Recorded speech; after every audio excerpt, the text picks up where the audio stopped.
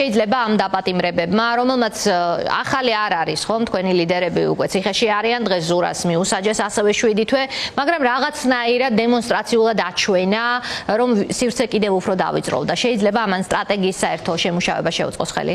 მოგესალმებით, მივესალმები თქვენს მაყურებელს და პირველ რიგში მინდა კიდევ ერთხელ სოლიდარობა გამოვხატო იმ ადამიანების მიმართ, იმ ლიდერების მიმართ, რომელსაც ერთი მეორეს მიყოლებით ქართული ოცნება მიუსაჯა დღეს და აპირებს რომ მიუსაჯოს და ეს ჩვენთვის მოსალოდნელი იყო, ჩვენ ამაზე ღიათად ვსაუბრობდით და ჩვენს პარტიის ლიდერებს, კოალიციის ლიდერებს ეს პირადად შეეხო და ამ მიმართულებით გადადგმული გვაქვს ნაბიჯი. დღეს ირაკლი კობახიძემ პირდაპირ ძალიან ღიად თქვა რა აწუხებს. პარლამენტის არალეგიტიმურობა. ვინც პარლამენტს არ აღიარებს ლეგიტიმურად, ყველას დავიჭერთ. მოვისმინოთ ეს კომენტარი. გვაქვს ეს კომენტარი, იქნებ გავუშვათ მაყურებელს რომ დარჩეს შთაბეჭდილება. რაზე ვსაუბრობთ? როდესაც საგამოძიებო კომისიას მის თავმჯდომარეს აქვთ კითხვები, ყველა არის ვალდებული პატივის წესს, ქვეყნის კონსტიტუციას, არ აღიარებენ წავლენ ციხეში. ამ მდგომარეობამდე ეს ადამიანები მიიყვანა deep state-მა. არ აინტერესებთ, ან მათ არ აინტერესებთ საკუთარი აგენტების ბედი. არ აინტერესებთ ციხეში იქნება აგენტი, ციხის გარეთ იქნება, რა ბედი ეწევა პოლიტიკურად, არაფერი არ აინტერესებთ. როცა ხარ deep state-ის აგენტი, უნდა შეეგო იმას, რომ თუ დაჭირდათ, გაიძულებენ კანონის დარღვევას, კონსტიტუციის დარღვევას. შეიძლება მოხდეს ამის გამო ციხეში, ეს არის deep state-ის აგენტების ბედი. არ აღიარებენ წავლენ ციხეში. კი, მე ვფიქრობ და მოლოდინი არის ეს და ეს არის ერთგვარი დაუმორჩილებლობა. ხშირად გვესმოდა სამოქალაქო აქტივისტების მხრიდან, მოქალაქეების მხრიდან, პროტესტში მყოფი პირების მხრიდან, სად არის დაუმორჩილებლობა. და მოდი ვთქვათ, ერთი დაუმორჩილებლობის კერა არის რუსთაველი, მიუხედავად 5000 ლარიანი ჯარიმებისა, მიუხედავად ყოველ დღე იკეტება რუსთაველი და მეორე დაუმორჩილებლობის პრინციპულობა და პრინციპული დაუმორჩილებლობა აჩვენა ოპოზიცია. ეს არის ის, რასაც ჩვენ ვაპირებთ. მე პირდაპირ ვამბობ, მოლოდინია, რომ იმ 61 ადამიანს, ვინც არ შევიდა პარლამენტში და იმ პოლიტიკურ ლიდერებს, ვინც ამბობს, რომ არ ვაღიარებთ ამ პარლამენტს და არ ვაღიარებთ კობახიძეს როგორც საქართველოს წარმომადგენელს და ხაზგასმით ყველგან უნდა ვთქვათ, სადაც გაიძახდნენ, რომ სიკვდილი ისრაელს, სიკვდილი ამერიკის შეერთებულ შტატებს, კობახიძე არ წარმოადგენდა ქართველ ხალხს. ის წარმოადგენდა ბიძინა ივანიშვილს და ბიძინა ივანიშვილს უნდა ამერიკის სიკვდილი, ისრაელის სიკვდილი და საქართველოს როგორც ეროვნული სახელმწიფოებრივი ინტერესის განადგურება და პარტნიორებთან გადაკიდება. ამას ის ვერ შეძლებს, მე ამაში ვარ ხმარდარწმუნებული. ბევრი საუბარი იმასთან დაკავშირებით, თუ რა არის ნაბიჯი. ნაბიჯი შემდგომი არის ართანამშრომლობა. ადამიანი ასე მკაფიო და ასე პირდაპირი ქართული ოცნება არასდროს არ ყოფილა. ყოველთვის ცდილობენ გვერდიდან შემოვლით და ასე შემდეგ. პირდაპირ თქვეს, რომ დალაგდით ჩვენთან წაგვეთამაშეთ, კონკურენცია ვითამაშოთ, წავითამაშოთ, ამ შემთხვევაში გვაღიარეთ როგორც მართველი პარტია და გამარჯვებული პარტია, არ დაგიჭერთ. თუ არ წაგვეთამაშებით, არ ითანამშრომლებთ ჩვენთან, აუცილებლად დაგიჭერთ. ოპოზიცია ადგილობრივ არჩევნებს ეხება. მათ შორის ადგილობრივ არჩევნებს ეხება. მათი პოზიცია ლელოს გულისხმობ ლიდერების იხრებოდა მონაწილეობისკენ, დღესაც დაპატიმრებამდე ეს თქვა მამუკა ხაზარაძემ, მაგრამ ორივე მათგანი 8 თვით გაუშვა ციხეში დღეს ივანიშვილმა. მათ შორის ადგილობრივ მმართველობის არჩევნებს ეხება. მე ზუსტად მაქვს განცდა იმისა, თუ რასაც ქართული ოცნება აკეთებს და მოდი ვაღიაროთ უკვე საზოგადოებაში ჩამოყალიბებულია ეს პოზიცია. პროტესტში ჩამოყალიბებულია ეს პოზიცია და ეს არის მნიშვნელოვანი. ეხება ადგილობრივი თვითმმართველობის არჩევნებს. კრიმინალურ პროცესში, სადაც პოლიტიკური ლიდერების აბსოლუტური უმრავლესობა არის ციხეში.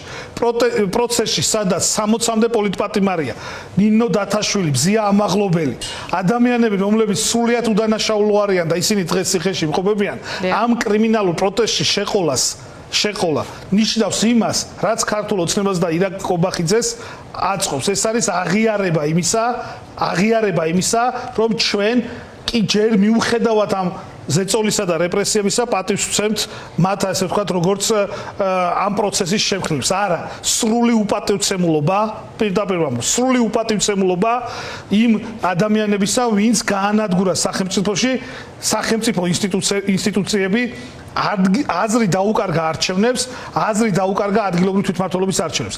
ადგილობრივი თვითმმართველობის არჩევნებით არ იცვლება ხელისუფლება ადგილობრივი თვითმმართველობისში მონაწილეობით ჩვენ პროცესის ნორმალიზებას მოვახდეთ. ანუ ნორმალური იქნება ის, რომ დღეს ზურა ჯაფარიძე, მამუკა ხაზარაძე, ბადრი ჯაფარიძე, ხვალ გიორგი ვაშაძე, ნიკა მელია და ნიკა გვარამია უკვე ციხეში არიან. ამის ნორმალიზებას მოვახდეთ. არ დაუშვებთ კოალიცია ცვლილებისთვის. არ დაუშვებს ამ პროცესის ნორმალიზებას. თუ ვინმე ფიქრობს, რომ ათეულობით ადამიანი იქნება ციხეში და ვინმე რომელიმე მერის გამოგლეჯისთვის იბრძოლებს, ძალიან ცდება. ეს ვერ მოხდება. მით უმეტეს ვერ მოხდება კოალიცია ცვლილებისთვის გარეშე. წინააღმდეგობის მოძრაობა. სანამ არსებობს ინტერესი თავისუფლებისა, სანამ არსებობს ადამიანები, ვინც იცავენ თავისუფლებას, ესე იგი თავისუფლების ნაპერწკალი არის. ვიბრძოლებთ ბოლომდე. წინააღმდეგობა 61 ადამიანის დაჭერას აპირებენ ქართულს. ვინც ამბობს, რომ არ აღიარებს პარლამენტს, კი 61 გახარიას პატიმა და გადაწყვიტოს. გახარიას აი ადამიანი არც პარლამენტიდან გამოვიდა, კომისიაზე მივიდა ვიდეოთ. კი, აუცილებლად. ყველას, ვინც არ შევიდა პარლამენტში და არ შევა, ყველას დაკავებას და დაჭერას აპირებენ. გამოწვევა მიღებულია. ნახოთ ვინ გაიმარჯვებს. არის მომენტი, ჩვენი საერთაშორისო პარტნიორების აქტიურობა არის მნიშვნელოვანი, მიუხედავად იმ გეოპოლიტიკური მდგომარეობისა, რაც ხდება რუსეთის აგრესიის ნაწილში უკრაინაში, ასევე ისრაელისა და ირანის ომი და ძალიან მნიშვნელოვანი ჩართულობა ამერიკის შეერთებული შტატების, მიუხედავად ამ გეოპოლიტიკური მდგომარეობისა, მნიშვნელოვანია ის ალარმი, ის ასე ვთქვათ ნაპერწკალი თავისუფლებისთვის ბრძოლის, რომელიც ამ ქვეყანაშია, მიაქცეს ყურადღება. ვინაიდან ამ ქვეყანას მართავს დღეს რეჟიმი და ძალა, რომელიც არ ცნობს როგორც ქართული ეთნიკური ჯგუფის არსებობას. მათ უნდათ რომ მალე შემდეგ გადაწყვეტილება იქნება გზის გახსნა აფხაზეთში და ასე ვთქვათ ამ ოკუპირებულ ტერიტორიაზე, მათ შორის 3+3 ფორმატი ვერ იქნება. 3+3 ფორმატი ვერ იქნება, თუ ერთი ორი ქვეყანა დააკავდა. ყველაფერი ლაგდება, როგორც ივანიშვილს უნდა და სხვათა შორის ივანიშვილი ვიდრე აგროვებს ციხეში პოლიტიკურ ოპონენტებს,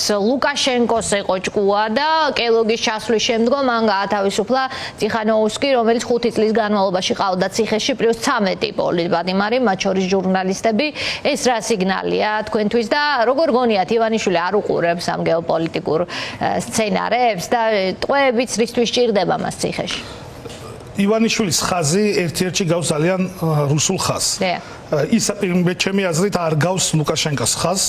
ის გავს პუტინის ხაზს და მე დარწმუნებული ვარ მას რჩევებს და რეკომენდაციას აწვდიან ასევე უცხო ქვეყნის სპეცსამსახურები, მათ შორის რუსეთის და ეუნებიან თუ რა ნაბიჯები უნდა გადადგას.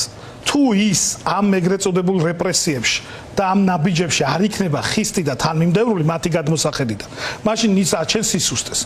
ეს არის მათი პოზიცია. ჩვენ უნდა მე ღრმად ვარ დარწმუნებული, შემდეგი არის სამოქალაქო საზოგადოების ორგანიზაციები, სადაც უკვე გააგზავნეს წერილები, შემდეგი არის მედია, თქვენს ძალიან მკაცრი ხელი არც გაკლიათ ამ წლების განმავლობაში, მაგრამ შეგეხებათ და გაგრძელდება პოლიტიკური პატიმრების დაჭერები, მაგრამ აქ თავარი ხაზი უნდა იყოს წინააღმდეგობა და რას ვაპირებთ ამ პროცესში? ვაპირებთ შემდეგს.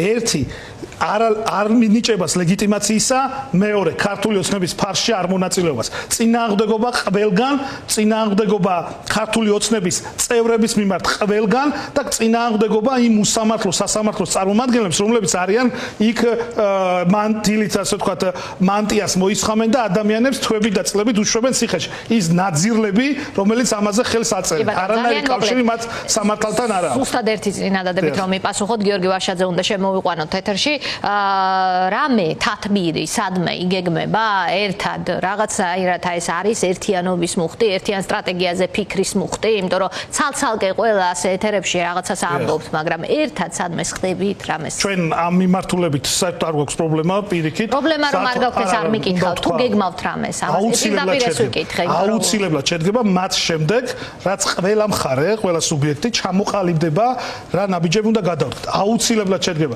არა, უნდა თქვათ რომ უნდა ჩამოყალიბდეთ, უნდა ვიცოდეთ ჩვენ შეგუებული ვართ იმას რომ აქ რეჟიმია და ყველას დაგვიჭერენ, თუ შეგუებული ვართ იმას რომ არჩევნებში შევდივართ თუ არ შევდივართ, შეგუებული ვართ იმას რომ ერთი ქალაქია გამოსაგლეჯი თუ 32 ან 63 დანარჩენი.